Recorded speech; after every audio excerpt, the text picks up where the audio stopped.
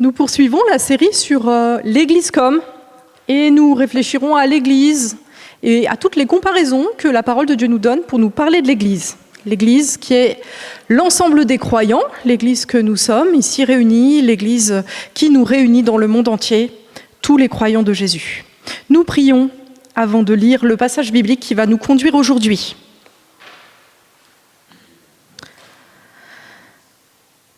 Seigneur notre Dieu, oui, c'est dans la reconnaissance que nous voulons aborder ce temps de lecture de ta parole, dans la reconnaissance pour ce que tu as accompli pour nous et pour ton esprit que tu nous donnes maintenant. Alors Seigneur, que nos cœurs soient ouverts, que ton esprit souffle, pour que nous puissions être grandis par la parole que nous allons recevoir de toi. Seigneur, oui, nous ne pouvons pas grandir par nous-mêmes, mais nous voulons que toi, tu nous fasses grandir par ta parole et par ton esprit. Nous te confions nos cœurs pour ce temps. Au nom de Jésus. Amen. Pendant 3 dimanches, nous allons réfléchir à 3 images qui nous sont données dans la première lettre aux Corinthiens, le chapitre 3. Et nous commençons aujourd'hui par la première image, l'Église comme le chant de Dieu, en prenant 1 Corinthiens 3, les versets 1 à 9.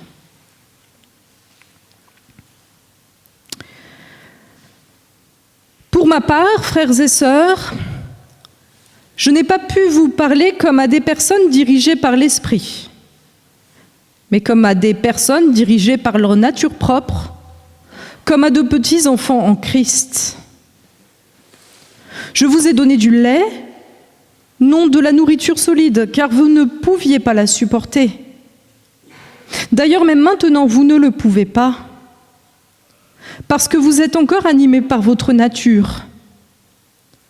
En effet, lorsqu'il y a parmi vous de la jalousie, des disputes, n'êtes-vous pas dirigés par votre nature propre et ne vous conduisez-vous pas d'une manière toute humaine ?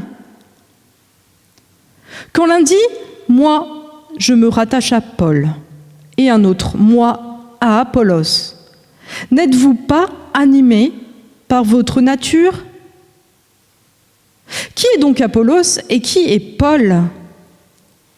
Ce sont des serviteurs par le moyen desquels vous avez cru, conformément à ce que le Seigneur a accordé à chacun. J'ai planté, Apollos a arrosé, mais c'est Dieu qui a fait grandir. Ainsi, ce n'est pas celui qui plante, ni celui qui arrose qui compte, mais Dieu qui donne la croissance. Celui qui plante et celui qui arrose sont égaux. Ainsi, chacun recevra sa propre récompense en fonction de son propre travail. En effet, nous sommes ouvriers avec Dieu. Vous êtes le chant de Dieu, la construction de Dieu.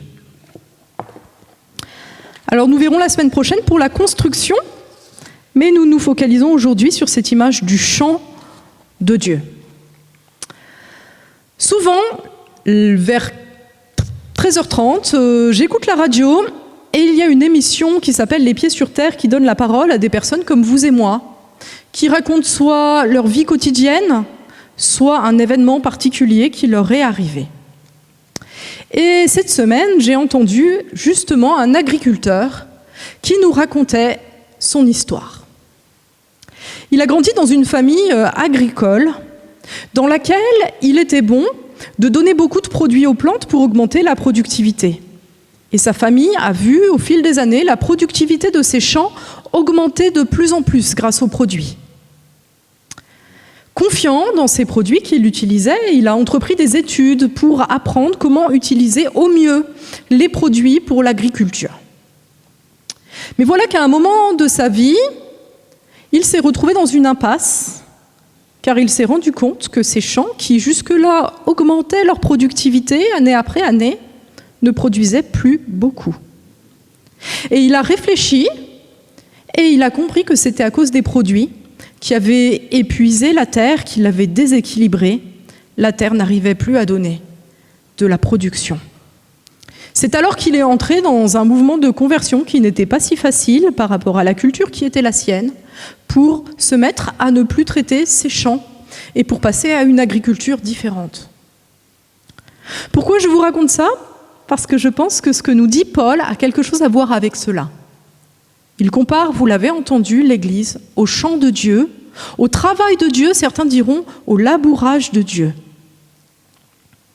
Et le problème qu'il désigne ici, c'est un peu le même problème que celui de notre agriculteur, c'est de vouloir toujours plus, de vouloir être toujours les meilleurs, de pouvoir faire toujours plus que les autres.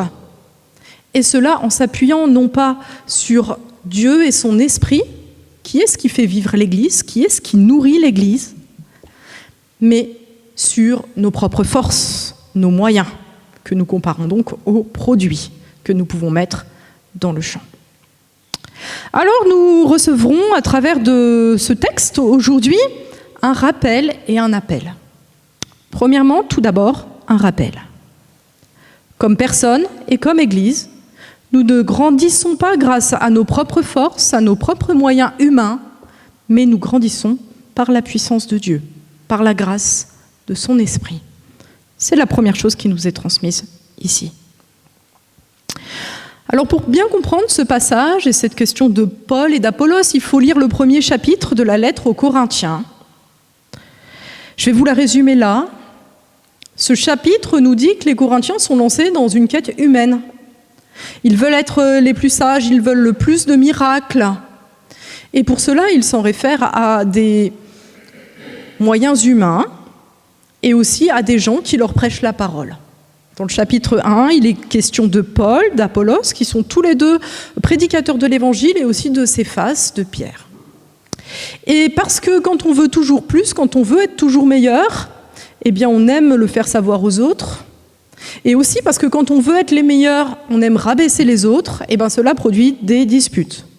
Moi, je suis meilleur parce que je suis celui-là, j'écoute ce prédicateur, il est vraiment meilleur que les autres, donc moi je suis meilleur. Et toi, tu es plus nul parce que tu écoutes tel prédicateur. Et alors, vous voyez le problème. Vous voyez le problème qui est en fait de vouloir être les meilleurs. Et Paul nous dit tout simplement, quand vous agissez comme ça, vous agissez de manière charnelle. Vous êtes conduit par votre chair. Notre texte ici dit vous êtes conduit par votre nature propre. Cette nature propre, celle qui nous conduit à être pécheurs, cette nature propre qui, depuis le péché, nous pousse à vouloir être les meilleurs, faire accomplir nos propres objectifs par nous-mêmes, être comme des dieux, et qui nous conduit à oublier Dieu.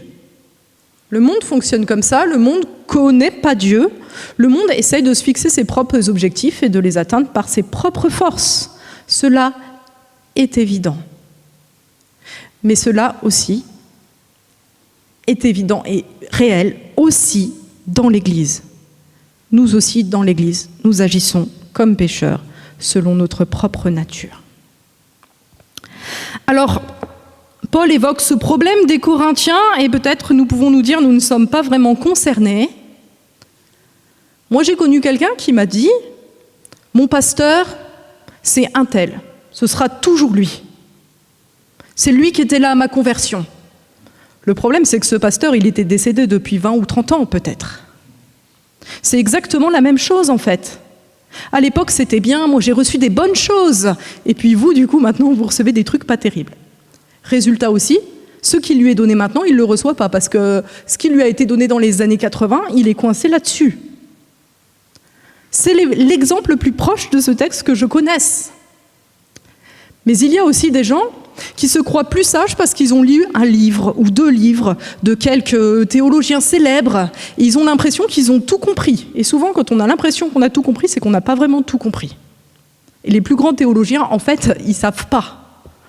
Ils continuent à chercher.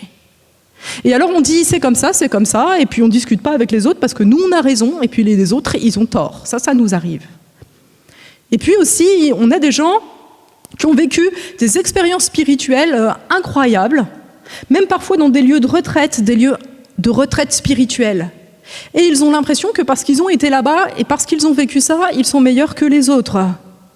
Et ils disent, eux, ils vont pas à cette retraite spirituelle, donc ils sont un peu sous-développés spirituellement. On connaît des personnes qui sont comme ça.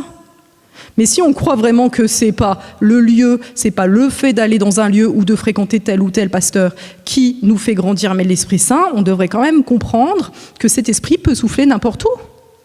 Et que Dieu nous a donné des expériences qui étaient peut-être moins extraordinaires, mais qui manifestaient sa présence et qui nous ont fait grandir. Voilà pour ce problème dans l'Église aujourd'hui. Un problème de quête, de sagesse et de puissance, cette quête qui était celle des Corinthiens, mais qui se manifeste aussi dans d'autres choses. Exemple, le service. On a tel service, on a l'impression qu'on sert bien Dieu, par exemple, on fait le ménage ou on s'occupe des enfants et on a l'impression que c'est le meilleur service, le service super qui nous rendra un meilleur chrétien que les autres, et que les autres, ils sont vraiment fainéants de ne pas le faire, et que nous, du coup, on est meilleurs. Mais c'est pas vrai, en fait. On est tous appelés à quelque chose de différent. Sur quoi on compte? Qu'est-ce qu'on veut? On veut être les meilleurs? On veut être les plus grands serviteurs? Ou on trouve aussi cela par rapport à la lecture de la Bible, par exemple. Ah ben moi, je lis 4 chapitres, je suis vraiment plus spirituel, je lis 4 chapitres par jour, et il y en a, ils lisent juste la bonne semence. Et peut-être qu'il y a des personnes qui sont appelées à un moment donné à approfondir plus quelques versets, et d'autres qui sont appelées à lire plus largement la Bible. Et si Dieu te convainc de faire ça, sois heureux parce qu'il te parle, il veut te faire grandir, comme il veut faire grandir ton frère. Voilà donc ce que je voulais désigner, ce qui peut correspondre aujourd'hui au problème que Paul désigne et auquel il veut remédier à l'aide de cette image du chant de Dieu. Parce que donc il leur dit, en fait, les Corinthiens, vous vous sentez les plus spirituels, les meilleurs chrétiens, vous voulez être les meilleurs, vous voulez avoir le plus de miracles, le plus de sagesse, mais vous n'êtes que des bébés. Des bébés qui boivent du lait, qui s'agitent dans leur couche et qui embêtent tout le monde en pleurant tout le temps, en attirant tout le temps l'attention sur eux. Vous croyez que vous grandissez, mais en fait, vous n'êtes que des bébés, parce que dans la foi, comment on grandit? On ne grandit pas en essayant de devenir meilleurs nous-mêmes par nos propres moyens, par des moyens humains. On grandit en mourant à nous-mêmes. On grandit en acceptant d'abandonner nos propres désirs, notre propre volonté, nos propres forces, pour compter sur les forces de Dieu, pour nous ancrer dans son esprit. Et si nous sommes occupés à chercher des choses humaines, eh bien nous ne saisissons pas ce qu'il nous donne. On peut être conduit par la chair et on peut être conduit par l'esprit. Être conduit par l'esprit, c'est pas avoir l'air très spirituel parce qu'on fait des choses mieux que les autres. Être conduit par l'esprit, c'est se saisir simplement de ce que l'esprit nous donne. Parce que nous ne l'avons pas en nous-mêmes, parce que nous en avons besoin. Voilà ce qu'est être spirituel, c'est être faible et c'est accueillir ce qu'on nous donne. Imaginons une plante. Si une plante voulait être plus grande que les autres, elle finirait par oublier qu'elle est enracinée, elle se déracinerait peut-être, cela n'arrive pas, les plantes ne sont pas aussi bêtes que nous. Et elle serait coupée de la source de la vie. Eh bien voilà, la source de notre vie comme chrétiens et comme Église, la source de notre croissance, c'est l'esprit. Et cet esprit est là pour nous. Alors saisissons-nous de cela. Le rappel, donc, c'est par la puissance de Dieu que nous grandissons et pas pour nos forces. Maintenant, l'appel. Comme personne et comme Église, reconnaissons et accueillons cette œuvre de Dieu, cette œuvre qu'il accomplit par l'Esprit. Lorsque j'étais à Montbéliard, je me souviens, je discutais avec une personne qui s'appelait Louisette, qui à l'époque était déjà tellement âgée qu'elle doit être décédée aujourd'hui. Une personne pleine de foi qui se définissait comme une vieille paysanne. Elle me disait tout le temps, tu sais, moi, je comprends rien à la théologie, je suis une vieille paysanne. Mais elle croyait en Jésus.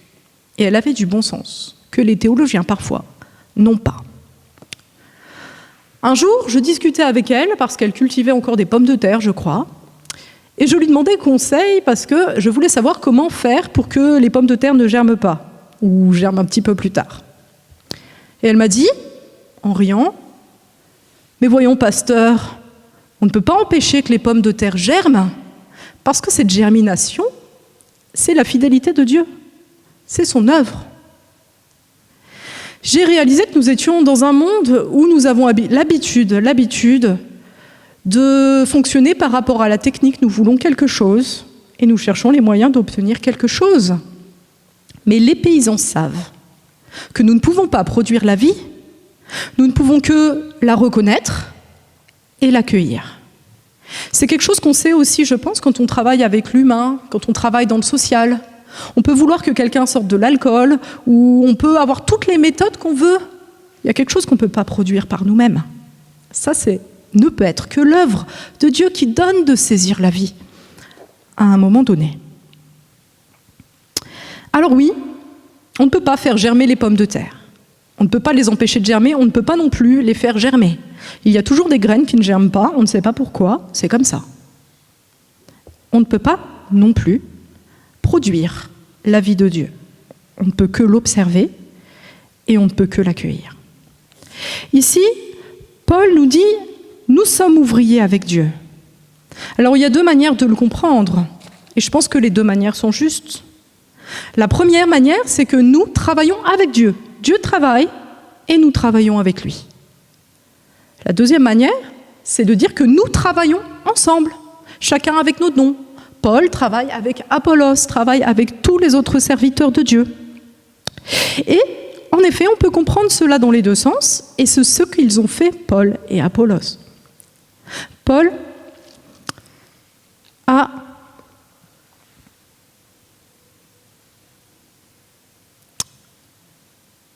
reconnu l'œuvre de Dieu. Il a planté. Il a reconnu que Dieu s'adressait aux païens. Il a reconnu l'appel d'être apôtre des païens, d'aller dans les cités païennes pour annoncer l'évangile et pour implanter des églises. Il l'a fait. Et puis Apollos a arrosé, il a vu ce que faisait Dieu dans ces églises, il est venu annoncer la parole et par la grâce de l'Esprit, cette parole a germé, elle a fait grandir des gens, elle a amené des gens à la conversion. Et nous aussi, nous sommes appelés à faire ça, alors que nous sommes appelés à travailler avec Dieu, alors que nous sommes appelés à être des serviteurs. Première chose à faire, reconnaître l'œuvre de Dieu. Reconnaître que c'est Dieu qui fait vivre et essayer de regarder dans notre vie à comment il a fait. Déjà, comment il a fait pour nous conduire à lui? Comment il a fait pour nous conduire à la conversion? Nous ne sommes pas convertis, je le crois, parce que nous avons été plus intelligents que les autres. Parce que nous avons été dans les bons endroits, parce que nous avons lu les bons livres, parce que nous avons fait les bonnes choses. Non. Si nous croyons aujourd'hui, c'est que Dieu nous a conduits à cela. Il nous a conduits à rencontrer les bonnes personnes. Et d'ailleurs, on voit certainement dans notre vie que ce processus a commencé il y a longtemps et qu'il se poursuit. Ce n'est pas nous qui produisons cela. Et regardons à l'œuvre que Dieu accomplit encore aujourd'hui. Il nous parle, il nous convainc, il nous fait grandir, il nous fait rencontrer les bonnes personnes et ce qu'il fait pour nous, il le fait pour les autres. Soyons reconnaissants de son œuvre, cette œuvre qui fait vivre par son esprit. Et puis dans l'Église aussi. Peut-être que l'Église n'est pas parfaite, peut-être qu'on a beaucoup de choses à lui reprocher, peut-être que nous aimerions être dans une autre Église. Mais Dieu est à l'œuvre dans l'Église, il la garde depuis 2000 ans et il continue aujourd'hui d'accomplir des choses. Et peut-être que ces choses, eh bien, nous ne les voyons pas, mais il accomplit ces choses. Alors, au lieu d'être critique, au lieu de voir ce qui ne va pas, parce que là, notre texte sous-entend que quand on est critique comme ça, c'est qu'en fait, on veut dire « les autres, ils sont nuls parce que moi, je suis meilleur ». Au lieu de faire ça, eh bien, essayons d'être dans la reconnaissance et de voir ce que Dieu fait. Deuxième chose, reconnaître et accueillir, accompagner. Être des serviteurs. Il nous est dit ici que Paul et Apollos étaient des serviteurs, des esclaves, c'est le même mot. Et en fait, ce mot serviteur, il n'est pas employé que pour les gens qui ont pour métier de donner la parole de Dieu. Il est employé dans la Bible pour parler de tous les chrétiens. Nous sommes tous invités à servir Dieu, à être des serviteurs et pas des maîtres. Et alors là, faisons attention. Parce que c'est le serviteur qui donne l'objectif. C'est le serviteur qui va nous dire ce que nous devons faire. C'est pas nous. Parfois, nous avons des rêves, nous avons des volontés pour l'Église, nous imaginons des choses ou pour notre vie personnelle. Et puis, nous essayons d'obtenir ce que nous voulons par nos propres moyens. Et ce propre moyen, ça peut parfois être la prière, en fait. Parfois, on inverse les choses. Parfois, au lieu de demander « Dieu, qu'est-ce que tu veux que je fasse ?» et de prier pour qu'il nous dise ce qu'il veut que nous fassions et que nous ayons les forces de le faire, eh bien, nous avons en tête quelque chose et puis nous allons prier pour ça parce que la prière va devenir le moyen d'obtenir ce que nous, on veut. Là, on inverse les choses. C'est nous le maître et c'est Dieu qui devient le serviteur. Il y a un problème. C'est l'inverse que nous devons faire. Nous devons demander à Dieu du discernement et nous devons lui demander de nous montrer son appel et de nous donner les forces d'y entrer. C'est tout autre chose. Et c'est quelque chose qui est difficile pour nous parce que le monde fonctionne et valorise à l'inverse. Dans le monde, quand on est déterminé, quand on a un objectif et qu'on va l'accomplir, eh bien, on est très valorisé. On trouve des bons travails. J'avais lu un jour que, attention, dans la composition d'un conseil presbytéral, il faut faire attention de ne pas trouver des personnes qui ont un objectif et qui veulent l'atteindre. C'est bizarre parce que je pense que dans une entreprise, en fait, c'est ce genre de personnes qu'on embaucherait. Mais dans l'Église, c'est pas pareil parce que c'est pas notre objectif qu'on doit faire. Et ce genre de personnes dans l'Église, eh ben, en fait, ils essaient de conduire l'Église selon eux. Et donc, il y a un problème, vous voyez ? Alors peut-être vous me direz, oui, j'aimerais faire la volonté de Dieu, mais je ne sais pas ce qu'est la volonté de Dieu. Je ne vois pas à quoi il m'appelle. Peut-être que si je ne vois pas à quoi il m'appelle, c'est parce qu'il m'appelle à quelque chose que je ne veux pas et que je n'ai pas envie de voir. Parce que l'Esprit est donné à l'Église.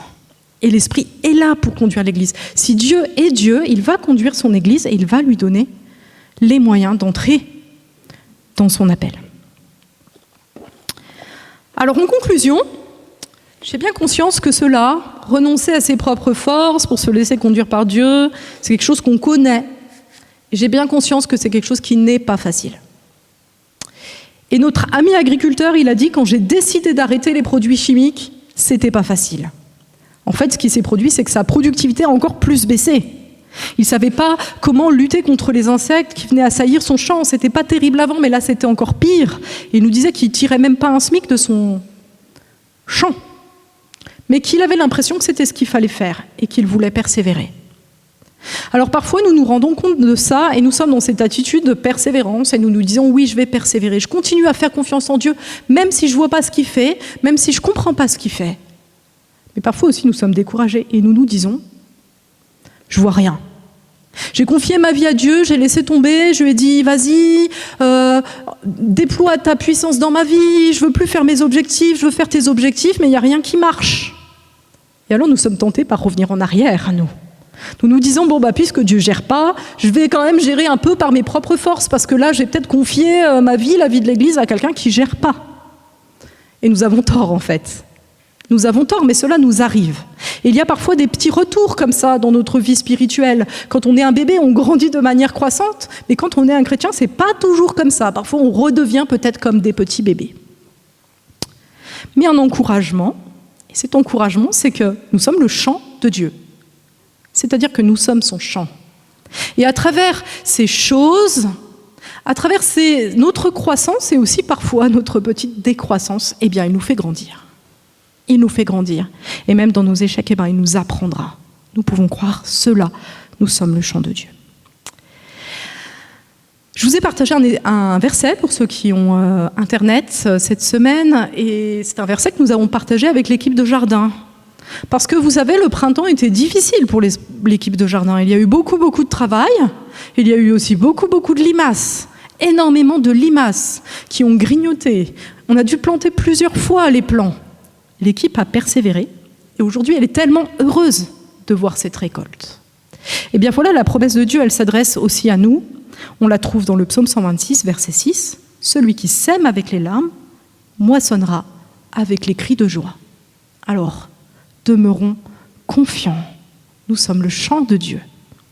Amen.